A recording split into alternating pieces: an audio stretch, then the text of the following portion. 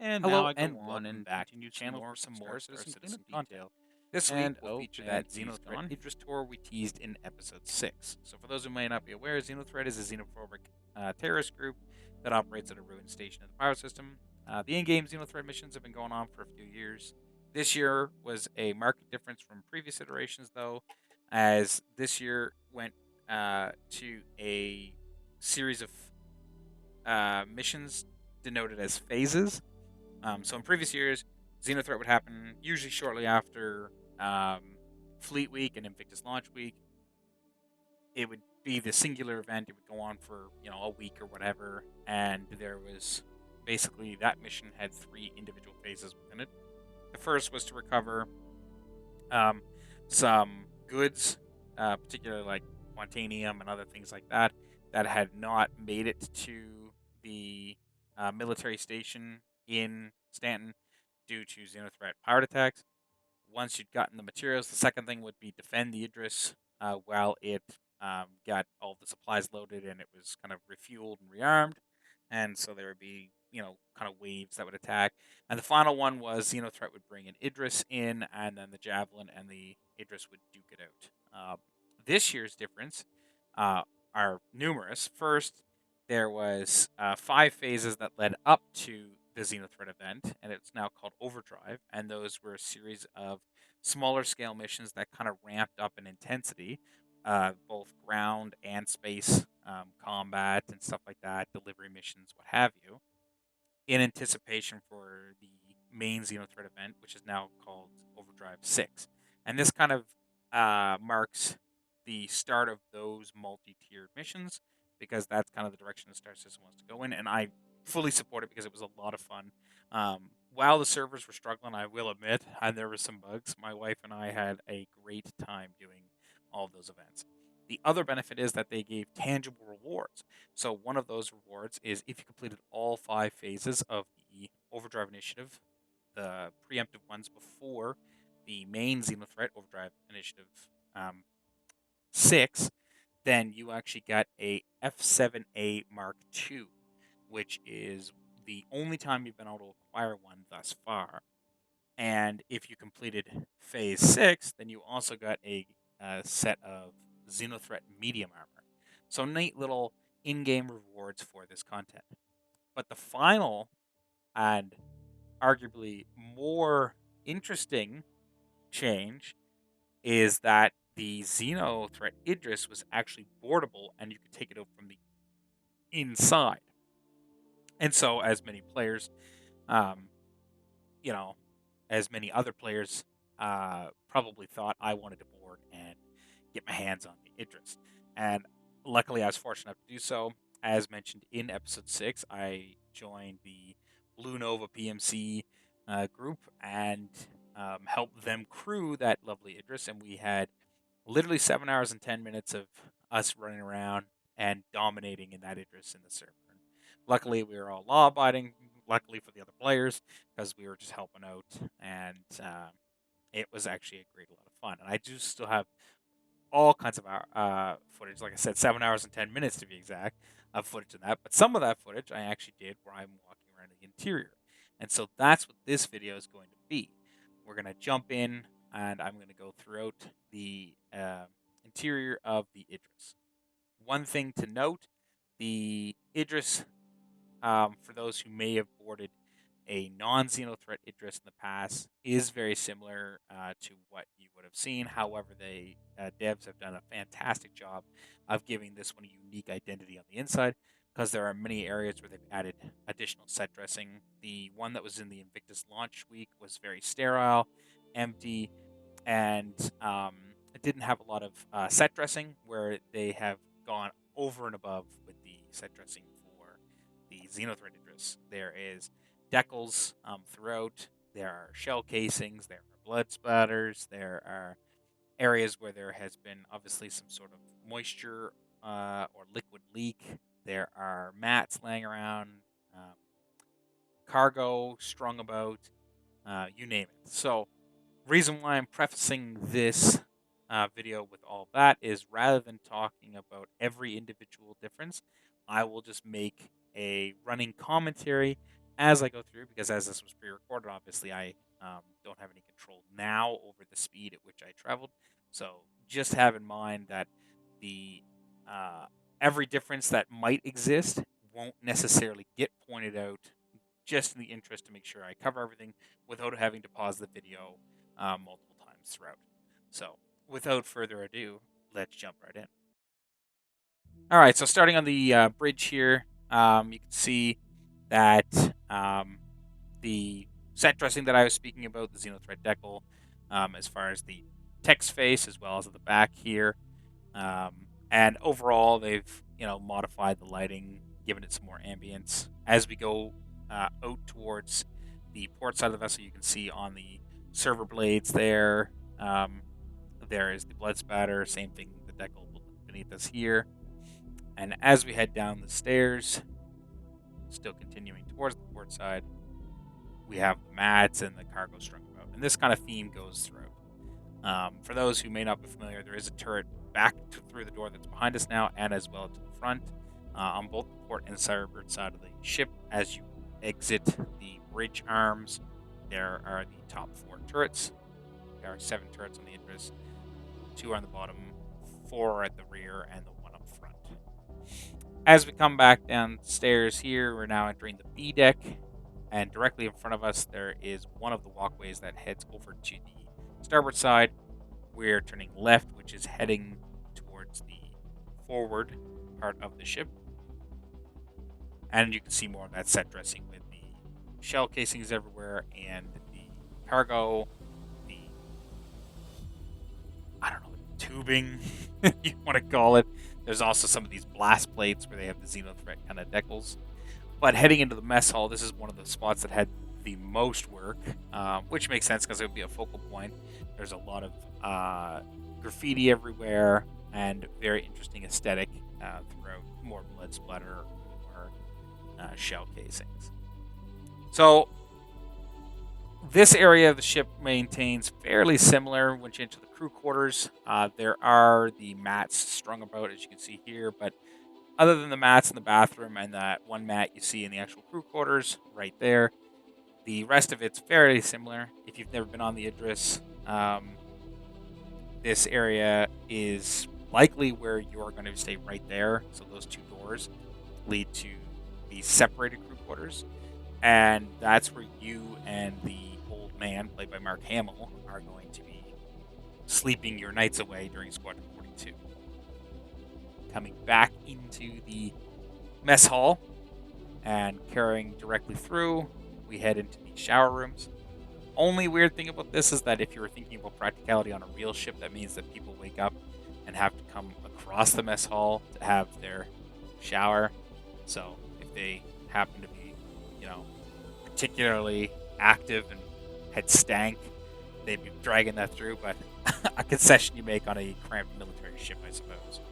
The 2 rooms we just saw there were the captain and XO's quarters. Those are inaccessible, and that area that you kind of walked in there is just a small engineering access. As you can see, the Idris has many small access points like that. That's the second walkway that goes from both of the docking collars, and then you have EVA access to the right. I hope you had an opportunity to go and tour the Idris during Invictus launch week, because then you could take your time and go through. I'm kind of more just showing off general location and the layout.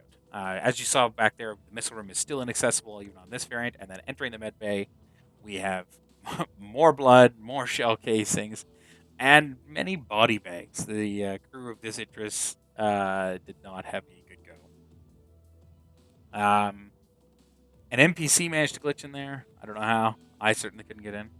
That was the medical bed. I think it would be, your tier 2 or more in there. And coming back out here on the starboard side, once we're done checking the medical office, we then head to the very front of the vessel where we have the front turret. And once again, you see more of that set dressing. In fact, in addition to some lighting changes and the addition of these set dressings, they've also added those little flares that you can get, for example, and place in the mines. They've actually added them in some of those places. In fact, I actually thought it was a actual prop. As you can see here, I started cleaning up the ship because I was, interested in making it look as clean as possible. They had mentioned that they'd done a little bit of that earlier, so I thought, well, we're having a bit of a lull between combat. Let me start cleaning up, and I actually thought you could move those, but they're actually part of the set dressing, which is great. Moving into the very front of the ship, you have your 6 escape pods, 3 starboard and 3 port. So we're looking at the port side now, back to the starboard there. For those who don't know, your port is your left. Easy way to remember that is port is 4 letters, and so is left. And once again, it has more of that cargo strung about, and then there's the access to the front turret. I really like what they've done for this one, and in general, I like the idea of having more set dressing like that. The Idris, while I super appreciative that they let us tour it and see them around during Fleet Week, felt very empty to me. And even though this one doesn't have any people, just the addition of the flares, the foot like mats that you see there, the cargo that's strung about, really adds to the feel that this is actually lived in. The one that we saw during Fleet Week felt like it just came off the factory, literally had not even been taken in by the military. It didn't even have the military paint scheme. Like, it literally felt like they just ordered this Idris fresh off the factory line and nobody had ever set foot in it except for the service crew that took it to the location. So I really like what they did here. But yeah, we now back on the port side, continuing aftward here from that front turret, you can see that I'm playing a Star Citizen version of Visceral Cleanup Detail. So we'll jump back into the footage once I moved all those things out of the way so we can actually get on with the tour. Now, one caveat to note is I didn't go through the entirety of the ship, but I went through quite a bit. And we're back. So we are on the port side still. I couldn't get the door open, so you just see all the bodies. This is, once again, like I said, one of those access points, and both of them have them, both the little walkways, and you can see all this graffiti and more set dressing. So I really appreciate that they went out. Like, they even put it in the areas where I didn't necessarily think they might. Um, so I really appreciate the devs jumping in and making these little changes for us to be able to kind of explore and find. As I said, we're on the port side. We're heading back aft. We take a little pop into the mess hall here, but don't worry, we're not lingering. We're going to head down to the pilot ready room. So to my left there, those 2 vacant spots would actually be where the sim pods are. But I really like what they've done where they have that light shining and have a little bit of like the smog or what have you inside the ship, giving more of that environmental storytelling that this is kind of a damp and you know dirty area. Going through the gym, really, um, you know, the base gym didn't have much, so it's not like this one is void of stuff. In fact, they've gone ahead and added, like I said, more of those decals and kind of really drumming up the fact that this has not been maintained and this has been taken by a terrorist organization. Moving into the flight deck, and every time I do, this is like awe inspiring. Like, the size of this vessel is insane. Like, we are inside of a ship being flown by a player right now. Like, this is insane. And Mariah for Fury is losing. So once again, you can see kind of standing on a large Xenothreat logo. There's Xenothreat logos over top of the doors. Um, there is more of that set dressing where there is cargo placed. Now, this Fury is actually a player used one that was used to enter the ship, so it's not part of the set dressing. That's why I'm able to move it around. It is not static. Um, oh, glitches. And so you can see that there's these different components strung about. So there's actually the first time I've seen replacement balls in Star Citizen, which is always funny. I always get a giggle when I see those in video games. Um, but yeah, you can see that there is more cargo and more items strung about. And once again, the feel that I get from this is that this is being used by a ragtag group of people. They don't necessarily have a lot of conformity with one another, and they operate kind of laissez-faire. They got what they need, but it doesn't necessarily have to be pretty. Function over form, and so it's kind of interesting that without anyone saying that, you can get those kind of feels, and that's why I really like games that focus a lot on environmental storytelling because whenever you go into a place, in real life, you get that sense like, oh, this is very sterile and clean, and this is very organized, and this is very chaotic, right? So it's really cool when a game can bring those same kind of feelings into a real space. So for the main flight deck here, the intention is that you would have your two Gladius as far as Squadron 42 goes, and the third bay would be so that the MPVU can, MPUV can come in to the flight deck and either drop off supplies, people, what have you. As you saw with the vertical slice, they dropped off all of the prisoners that they had. And then for the Moro tour, which is an older video, you actually arrive in an MPUV, and the engineer Moro takes you on a tour of the Idris. So this can support technically 3 ships, like factory. But as you can see here, we had many more than 3. We had the Mirai Fury, we had the 2 Pisces, 1 rescue. Actually, I think both of them are rescue. Just one has the rescue paint, and the other one has the black paint, and the Hornet in there. Plus, there was a couple Dragonflies at the back, and there was another ship in here earlier that some of the crew had left in it, an Avenger. So this can actually support a great number of ships, but it is set up and designed to support 3. Um, and there will be consequences to using more. So the consequence, of course, is that there is less space in the hangar, and you might have to play a little bit of, you know, a packing game, if you will, to make sure you unload them at the right time. Just similar how you're going to do the new cargo stuff. But I really like all the different set dressing. Is like the cargo forklift that's to our left there. Some of the other pallets, these boxes. I really look forward to when we get the Idris or other large ships in our hands, and some of these features come out to be able to customize them more, which is coming very soon. Actually, 3.24 is coming up with the first version of that with the um, you know personal elevators. So I look forward to being able to decorate and doing more. So at this point in the video, I actually jumped up and kind of went and got some, I think a drink or something. So we'll jump back in when I start moving about again. All right, so now we're coming back out of the flight deck into the pilot ready room. This is just a small little area where there's some coaches and locker storage, things like that for your pilots. More set dressing everywhere.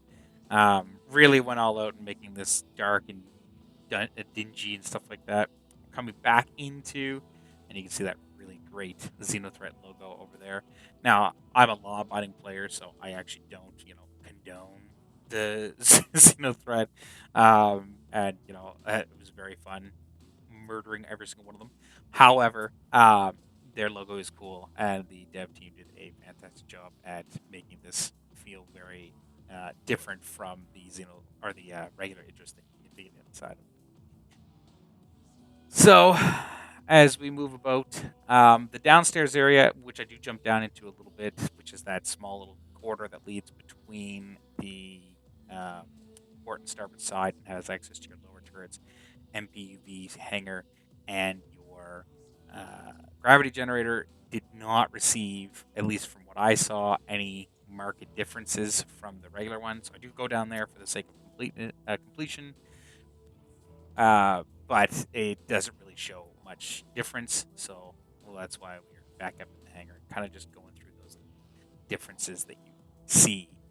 I continued to play Star Citizen's version of Visceral Cleanup Detail and attempting to move components. I didn't have the large tractor beam, so of course I could only move the Mirai Fury, its pieces that had broken off, and like some of the cannons and things like that. I couldn't actually move that Hornet, but that's okay. And you can see actually there's some artifacts from the Mirai Fury. Those like 4 circles plus the, I don't know, like a sensor or camera or something that's just kind of floating there. So that's the rear of the flight deck. And then the front, of course, is the opposite. Right now, when you're in the game, when you lower down the rear, it doesn't extend. It simply just lowers down like a ramp. Eventually, there's actually a part that extends so that when you're on the ground and you can drive vehicles up and stuff like that. Given that this is not a full implementation of the Idris, that feature is not included, though I sincerely hope they have the function of extending that as a separate function. Now, this is a beautiful shot right there. And in fact, that's actually going to be the thumbnail. But the cool thing about this is along the side quarters there, if you've played Mass Effect, in between missions, you'd walk through and talk to your crew and kind of admire in that case, the Normandy. Well, I really look forward to, in between the missions, doing the same thing. Like, imagine the Idris is flying, it's orbiting something, or there's a cool space station, anomaly, whatever. And so you can actually go through and see these great vistas. And Star Citizen does one thing very well. It is, beautiful vistas. The game looks absolutely incredible. As you can see on my little short trip underneath there, very little difference from what you've seen previously. So, and another great shot of that vista out there. Anyway, let's continue the tour. So I briefly just popped my head back into the hangar one last time before we start heading back upstairs. So as a reminder, we're on the starboard side of the ship. We're going up to Flight Ops. I don't know what name they actually use, but it's basically the Flight Operations Center. So you got your two, um, you know, during the campaign, operators that would sit up here, one for you and one for Old Man, and they're kind of like the person in your ear, the Cortana, giving you status updates, mission updates, prompts, what have you. But you can even imagine on your own ships when you have this people, controlling people in and out for ATC purposes. And once again, the devs doing a fantastic job dialing in the aesthetic of Xenothreat. And now I go on and continue some more Star Citizen cleanup detail. And he's gone. And that one made my job a lot easier. It just kind of yeeted itself from the ship. So, as said in previous videos, like you were gonna, encounter bugs from time to time, and some people try to like gloss over it. Um, and I don't see a reason to do so. These, if you want a real experience playing Star Citizen, that's what you're gonna find in my videos. Like, yeah, I'll edit things out that are not necessary, but that's more for you know the purpose of making sure that the video is congruent and kind of works, rather than it being to kind of hide blemishes, whether from me or from Star Citizen. You're gonna get a genuine experience here. The game is in active development, and as a result, there'll be some bugs from time to time. So, but as we continue up, you can kind of see back into the mess hall there, and if we turn right, we can head back to the bow of the vessel, which is the front for those non-nautically um, inclined individuals. And I'm just kind of starting to pile the gunk on this side of the vessel up in front of the door as well. So my intention at this time was, if I manage to hold on to this Idris much longer, then I'll just start getting rid of the debris so I have a nice clean Idris. So, and this kind of brings the tour kind of to a close. Unfortunately, due to situations that befell, shortly after this bit, we actually started to change up what we were doing. The pilot was actually going to let me fly it, and I was like, well, do I continue the tour or take the opportunity to fly it? So I jumped in and took the opportunity to fly it, and so this kind of concludes the tour. I wish I would have had an opportunity to get the briefing room, engine room, armory, and rig. However, I given the option to fly the ship or continue the tour where I've already seen, the other Idris, and the only difference would be the set dressing. No offense to the people who did set dressing, it's fantastic. I definitely was jumping at the opportunity to fly. Background on that, I've owned the Idris since 2016. I've been following the project since 2014, and one of the things I first made me follow the project was the Idris Corvette back then, long before it looks like the lovely beast of a ship it is now. So with that, I jumped at that opportunity. So there is unfortunately no video of those other areas of the ship. And so with that, we're going to bring the video to a close. So I really hope you do enjoy the areas that you get to see of the Xenothreat Idris. I hope you also share my appreciation for the CIG devs on putting that extra work in and giving us a kind of a unique perspective and a unique experience, especially because not everyone gets to experience this. And I really hope that we'd see more of this kind of stuff in the future. I look forward to seeing and actually getting to walk through a real military Idris in the Squadron 42 campaign. And I also look forward to when decorating interior of ships, even from something simple as just putting boxes placed in different places, becomes more of a norm so that we have these unique experiences. And so, yeah, that brings the video to a close. I hope you enjoyed. Look forward to seeing you in the next one. And that's all I got. Bye.